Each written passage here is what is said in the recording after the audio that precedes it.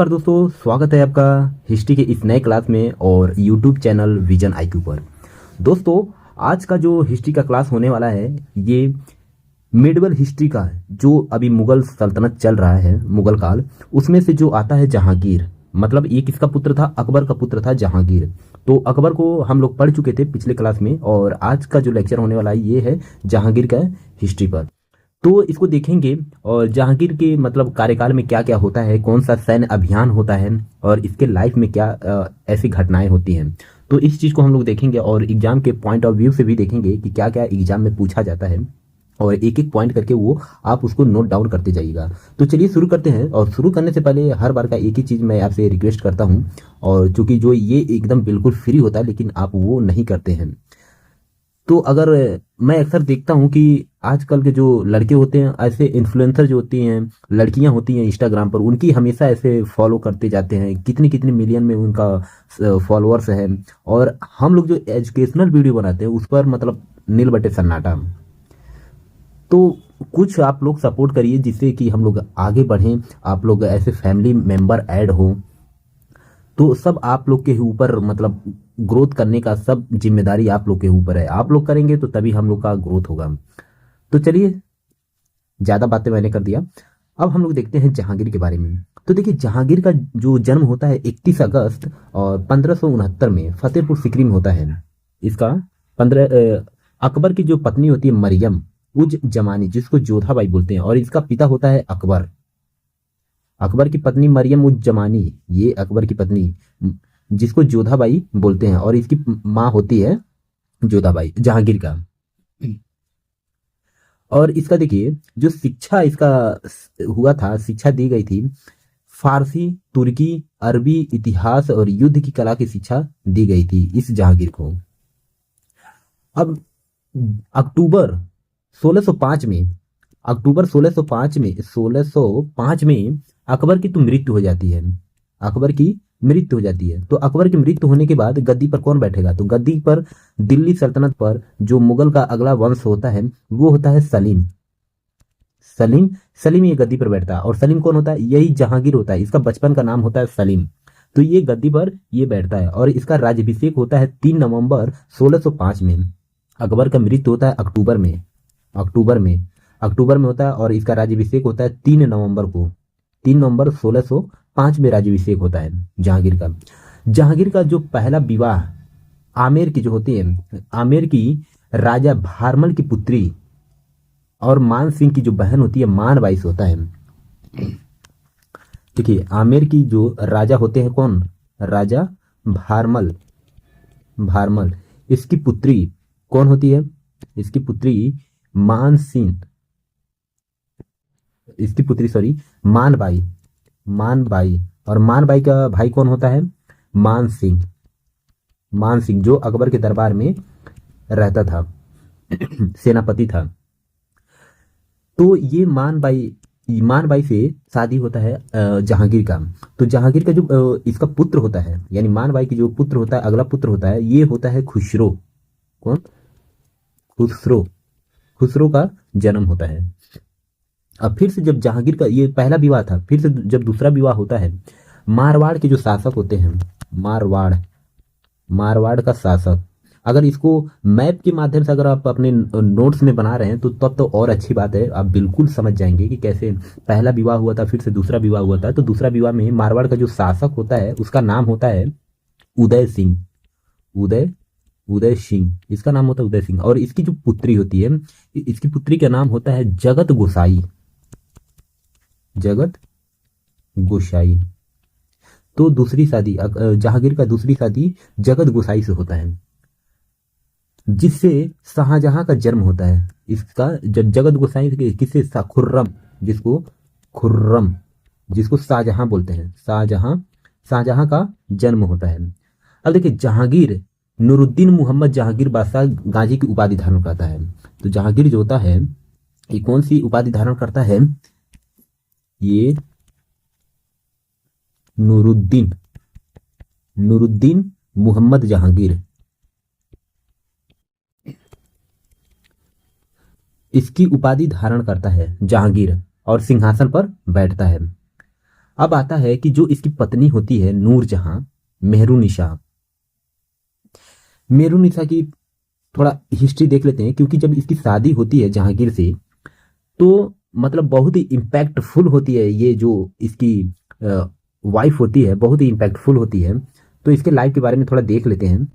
जहांगीर जो होता है ये 1611 में नूर जहां से शादी करता है।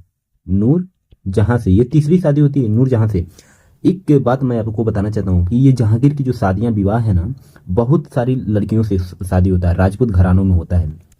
राजपूत घरानों में ये करता था, क्योंकि वो राजपूतों से संबंध स्थापित करने के लिए मतलब उनसे मैत्रीता संबंध स्थापित करने के लिए उनसे राजपूत में ये शादियां करता था। अक्सर मतलब अगर सर्च करेंगे गूगल पर बहुत सारे वहां पर यहाँ पर रानियों का नाम आएगा, तो ऐसे बहुत सारे हिस्टोरियन का मतभेद है कि ये कितनी रानियों से शादी किया था, लेकिन उनमें से जो एक थी 1611 में ये नूरजहां से शादी किया था। तो नूरजहां क्यों इम्पोर्टेंट है इसके लाइफ में, क्योंकि अभी हम लोग देखेंगे कि नूरजहां का जो असली नाम होता है मेहरुनिसा। मेहरुनिसा तो असली नाम होता है मेहरुनिसा, और इसका जन्म होता है 1577 में मेहरुनिसा का कंधार में होता है। और इसका जो पिता होते हैं मेहरुनिसा के जो पिता मिर्जा गियास बेग, मिर्जा गियास बेग, पिता का नाम है मिर्जा गियास बेग। तो मेहरू का विवाह जो होता है अली कुली यानी शेर अफगान से हुआ था। शेर अफगान क्या था, जहांगीर का चाकर था। शेर अफगान क्या था, जहांगीर का वो चाकर था, चाकरी करता था दरबार में, वो चाकरी करता था। मेहरुनिसा का पहले विवाह किससे हुआ था, एक शेर अफगान था जिसका नाम था अली कुली इस्ताजुलू। अली कुली, इसका क्या नाम था, पूरा नाम मैं लिखता हूं यहाँ पर, अली कुली इस्ताजुल इस्ताजुलू इस्ताजुलू। तो इस्ताजुलू इसका पूरा नाम अली कुली इस्ताजुलू था, जो जहांगीर के दरबार में ये चाकरी का काम करता था। 1611 में मीना बाजार में 1611 में मीना बाजार में जहांगीर की नज़र मेहरुनिसा पे पड़ता है।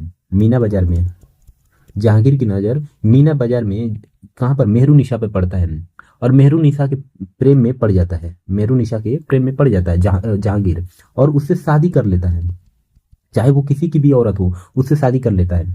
जहांगीर ने मेहरू को नूरजहां जैसे बादशाह बेगम नाम दिया था। तो मेहरुनिसा को ये कई नामों से बुलाता था, जिससे नूर महल हो गया, नूर महल, नूरजहां, जिसमें से नूरजहां बहुत प्रसिद्ध है, प्रसिद्धिया ये उपाधि बहुत प्रसिद्ध होगा। बादशाह बेगम, तो ये इन नामों से वो बुलाता था। देखिए नूरजहानी चौकड़ी में इसने नूरजहां को इत्तिमा मौदल, जो इसके पिता थे नूरजहां के, खुर्रम इसके भाई शामिल थे। जहांगीर शासन में इसने मतलब मुख्य भूमिका, इसके जो नूरजहां के जितने भी रिलेशन थे वो जहांगीर के शासनकाल में मुख्य भूमिका निभाए थे। तो जैसा कि मैंने बता रहा हूं कि वो जो मेहरुनिसा थी यानी नूरजहां जो थी, क्यों इतना इसके लाइफ में इतना ज़्यादा इम्पोर्टेंट थी, क्योंकि नूरजहां जो थी वो अपने रिलेटिव वालों को, मतलब जिसका इसका भाई हो गया आसफ खान, इसके पिता हो गए, तो मतलब इनको वो दरबार में वो पद दिलवाई थी, मंत्रियों का पद दिलवाई थी, जिससे निर्णय लेने में ये स्वतंत्र थी। कोई भी निर्णय जब लेती थी ये नूरजहां, तो जहांगीर वो उसमें रोक टोक नहीं करता था, और जहांगीर उस बातों को मानता भी था, नूरजहां की बातों को मानता था। तो इसलिए जो नूरजहां जो है इसकी वाइफ, वो बहुत इंपॉर्टेंट रोल प्ले करती है जहांगीर की लाइफ में। तो अब हम लोग देखेंगे कि जहांगीर का जो सैन्य अभियान है कहाँ कहाँ पर होता है सैन्य अभियान, और कहाँ कहाँ लड़ा जाता है। जहांगीर का हम लोग देखेंगे सैन्य अभियान क्या था, तो ये मेवाड़ का था। जहांगीर ने मेवाड़ के राणा अमर सिंह के खिलाफ अभियान चलाया, जिसके परिणाम स्वरूप क्या हुआ कि 1615 में मेवाड़ ने मुगल का अधीनता स्वीकार कर लेता है। तो मेवाड़ क्या कर लेता है, मुगल के अधीनता को स्वीकार कर लेता है। अब दक्षिण भारत का तो दक्कन में अहमदनगर था और बीजापुर के खिलाफ इसने एक अभियान चलाता है, लेकिन क्या होता है, पूर्ण रूप से इसको सफलता नहीं मिलती है। पूर्ण रूप से क्या होती है, सफलता नहीं मिलती है।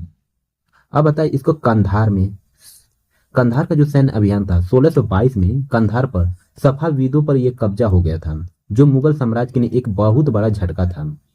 तो कंधार पर एक सफाविदों का जो था, सफाविद वहां के एक कबीला थे, उन्होंने कब्जा कर लिया था, जिससे मुगल साम्राज्य के लिए क्या होता, एक गले की हड्डी बन गया था ये मुगल साम्राज्य के लिए कंधार पर। एक चीज और आता है ये सैन्य अभियान में, जब भेरावल का युद्ध होता है, भेरावल का युद्ध होता है, तो इसको हम लोग देखते हैं। भेरावल का युद्ध में, भेरावल भेरावल का युद्ध, ये युद्ध होता है 1605 में, 1605 में होता है ये भेरावल का युद्ध होता है। देखिए जहांगीर की गद्दी पर बैठते ही जहांगीर के जो पुत्र था खुसरो ने विद्रोह कर दिया था। कौन विद्रोह किया? खुसरो ने। खुसरो खुसरो ने क्या किया? ये विद्रोह करता है। जहांगीर की गद्दी पर बैठते ही खुसरो ने क्या करता है? विद्रोह कर देता है।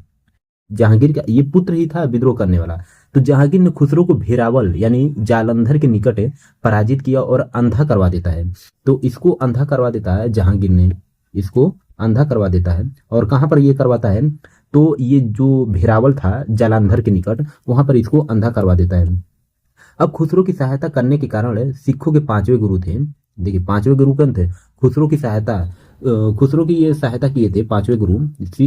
सिखों के जो पांचवें गुरु थे, कौन थे पांचवें गुरु? वो थे अर्जुन देव। आपने बहुत बार नाम सुना होगा ऐसे टीवी डिबेट में अर्जुन देव का।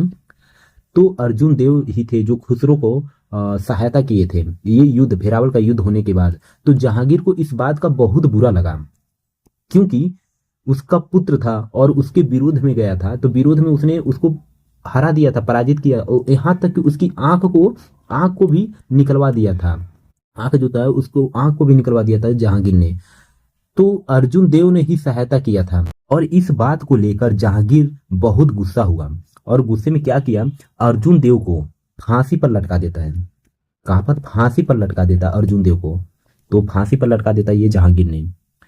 सिखों के पांचवें गुरु जो थे अर्जुन देव, उसको फांसी पर लटका देता है। खुसरो की सहायता करने में शामिल अन्य भी व्यक्ति थे, और भी मतलब और भी लोग थे, तो उसको भी ये सजा दिलवाता है, उनको भी ये सजा देता है। उनमें से अब्दुल रहीम खाने खाना को कठोर यातनाएं दिया था। अब्दुल रहीम खाने खाना नूरजहां के जो पिता थे इत्मादुद्दौला को कैद की सजा दिया था। नूरजहां के जो पिता थे इत्मादुद्दौला, उसको भी कैद की सजा दिया था। और उसके जो बेटे था मोहम्मद शरीफ, उसको मौत की सजा दिया था। और थानेश्वर के एक शेख निजाम था, उसको निर्वासित करके, राज्य से निर्वासित करके कहां भेज दिया था? मक्का भेज दिया था। तो राज्य से निर्वासित करने के बाद उसको मक्का भेज दिया था। तो ये जहांगीर भी कुछ कम नहीं था, बहुत ही ये क्रूर शासक इसको भी मान सकते हैं। अब इसका जो पुत्र है शाहजहां, खुर्रम का विद्रोह होता है 1622 में। इसका जो पुत्र है ये विद्रोह करता है 1622 में, जिसका नाम है खुर्रम यानी शाहजहां। क्यों विद्रोह करता है इसका भी एक रीजन है। देखिए शाहजहां को इस बात का एहसास हो गया था कि जो उसकी मां नूरजहां, सौतेली मां नूरजहां है, उसके प्रभाव को कम करना चाहती है, मतलब शाहजहां के प्रभाव को कम करना चाहती। तो उसने जहांगीर के द्वारा, जहांगीर बोला था कि कंधार दुर्ग पर आक्रमण कर उसको जीत लाओ, उसको क्या है? जीत लाओ। लेकिन क्या शाहजहां क्या करता है? उस बात को नहीं मानता है, उसकी अवहेलना कर देता है, उस बात को नहीं नजरअंदाज कर देता है। बोलता है जा मैं नहीं करूंगा ये, क्योंकि तुम्हारी पत्नी है जो नूरजहां, वो मेरी बात तो मानती ही नहीं है, मेरी गरिमा को गिरा रही है इस दरबार में। तो इस बात को वो भी बहुत दुखी था और इस बात को नहीं मानता है कंधार दुर्ग को जीतने के लिए अवहेलना करते। वो 1623 में क्या करता है शाहजहां 1623 में खुसरो खां का वध करके दक्कन में विद्रोह कर देता है। कहां पर? खुसरो खां का वध कर देता है और दक्कन में विद्रोह कर देता है। दक्कन यानी दक्षिण भारत में विद्रोह कर देता है। उस विद्रोह को दबाने के लिए नूरजहां ने अपना भाई, जो उसका भाई कौन था? आशफ खान, अपने भाई आशफ खान को नहीं भेजती है, जबकि ये महावत खान को भेज देती है उस विद्रोह को दबाने के लिए। जहां पर वो शाहजहां ने विद्रोह किया था, अपने भाई को नहीं भेजती है, बल्कि उस जगह पर महावत खान को भेजती है, महावत खान को भेज देती है। और महावत खान के जो शहजादा है परवेज के नेतृत्व में ये भेजती है। तो इसका नेतृत्व कौन कर रहा था? इसका नेतृत्व कर रहा था परवेज, यहाँ पर परवेज खान, परवेज खान इसका नेतृत्व कर रहा था। तो उन दोनों ने सफलतापूर्वक ये इन दोनों ने सफलतापूर्वक क्या करते हैं, शाहजहां पर काबू कर लेते हैं। जो शाहजहां का विद्रोह है इसको कुचल देते हैं। शाहजहां के विद्रोह को क्या करते हैं, कुचल देते हैं। जिससे शाहजहां ने अपने पिता के पास आता है, कहां पर, जहांगीर के पास आता है।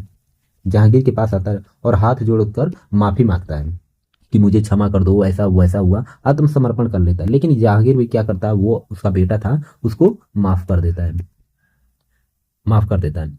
तो यानी एक बोले तो इसको जमानत दे देता। और इस जमानत के रूप में शाहजहां का के दो पुत्र होते हैं, इस जमानत में देता है। लेकिन शाहजहां के जो दो पुत्र होते हैं, दारा शिकोह, जिसको दारा शिकोह बोलते हैं, और एक है औरंगजेब, औरंगजेब इसको बंधक बनाकर राज दरबार में रखता है।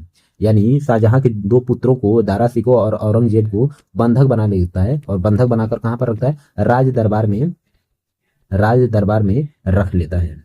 1625 ईस्वी तक शाहजहां का जो विद्रोह था वो पूर्णतः मतलब खत्म ही हो गया था, 1625 तक। इस प्रकार 1625 में जो शाहजहां का विद्रोह होता है वो लगभग सभी जगह खत्म हो गया था। एक चीज मैंने आपको ये भी नहीं बताया था कि जो इसका पुत्र था, जहांगीर का जो पुत्र था वो खुसरो, और देखिए जहांगीर का पुत्र था शाहजहां भी था, खुसरो भी था, अलग अलग पत्नियों का वो बच्चे थे। तो खुसरो ने भी 1605 में 1606 में 1606 में इसने भी विद्रोह किया था, इसने भी विद्रोह किया था जहांगीर के प्रति, और शाहजहां ने भी विद्रोह किया था। लेकिन क्या होता है, जहांगीर को धीरे धीरे लत लगती है शराब की, अफीम की। तो धीरे धीरे शराब पीने लगता है, शराब, अफीम, अफीम। और एक चीज की इसकी ये थी कि इसकी जो कमजोरी थी, शराब अफीम तो थी ही, लेकिन इसकी जो पत्नी थी नूरजहां, मेहरुनिशा नूरजहां, तो इसका भी प्रभाव पड़ने लगा, क्योंकि ये कद्दार को जीत नहीं पाया था, हासिल नहीं कर पाया था। तो धीरे धीरे इस चीज को मतलब वो जहांगीर है ज्यादा सोचने लग गया था, इसका दिमागी हालत खराब होने लगा था इस चीज को सोचते सोचते। तो शराब अफीम तो इसका स्वास्थ्य पर काफी असर डाल दिया था। धीरे धीरे क्या हुआ कि 28 अक्टूबर, कब, 28 अक्टूबर और 1627 को इसकी मौत हो जाती है। कहां पर, कश्मीर में इसकी मौत हो जाती है, कश्मीर में इसकी मौत हो जाती है।